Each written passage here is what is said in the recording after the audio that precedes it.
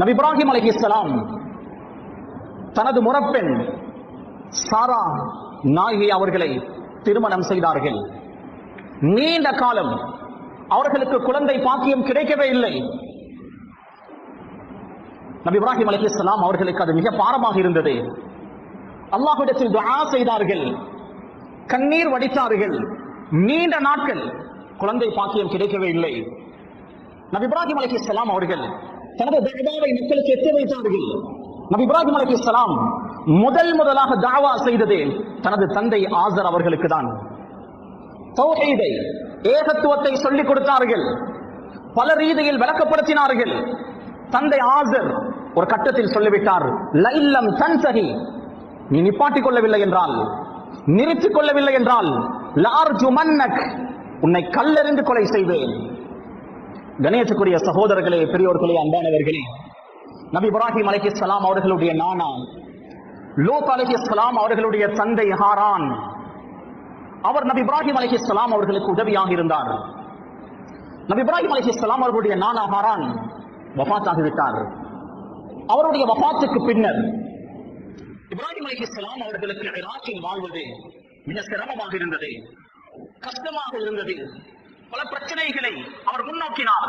அதனால் இராக்கில் இருந்து பலஸ்தீனுடைய பகுதிக்கு ஹிஜ்ரத் செய்ய முடிவு செய்தார்கள்.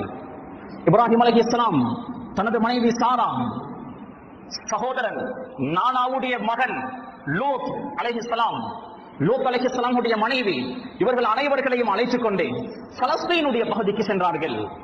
அந்த நேரத்தில் பலஸ்தீன் ஒரு வரலாற்று பூமியாக இருக்கவில்லை.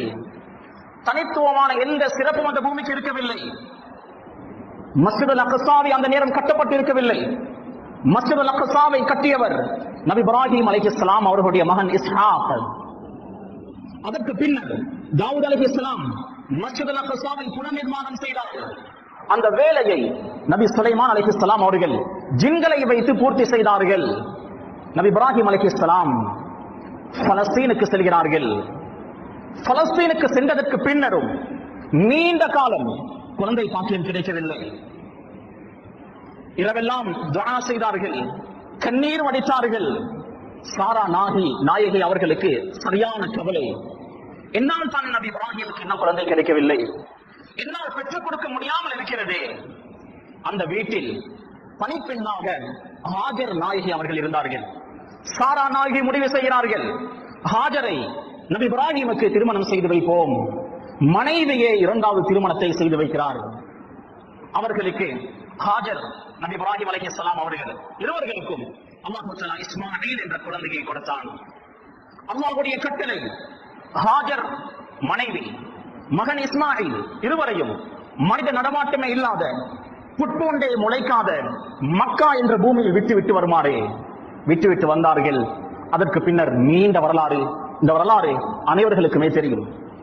இப்ராஹிம் அலைஹிஸ்ஸலாம் அவர்களுடைய வாழ்க்கையில் நிகழ்ந்த இன்னும் எத்தனையோ நிகழ்வுகள் இருக்கிறது.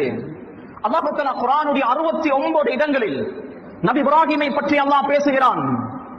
இப்ராஹிமுடைய வாழ்க்கையில் நடந்த பல நிகழ்வுகளை, அவர் தௌஹீதை, ஏகத்துவத்தை மக்களுக்கு எவ்வாறு எத்தி வைத்தார் என்ற விடயத்தை எல்லாம் அல்லாஹ் தஆலா குர்ஆனில் மிக தெளிவாக பேசுகிறான்.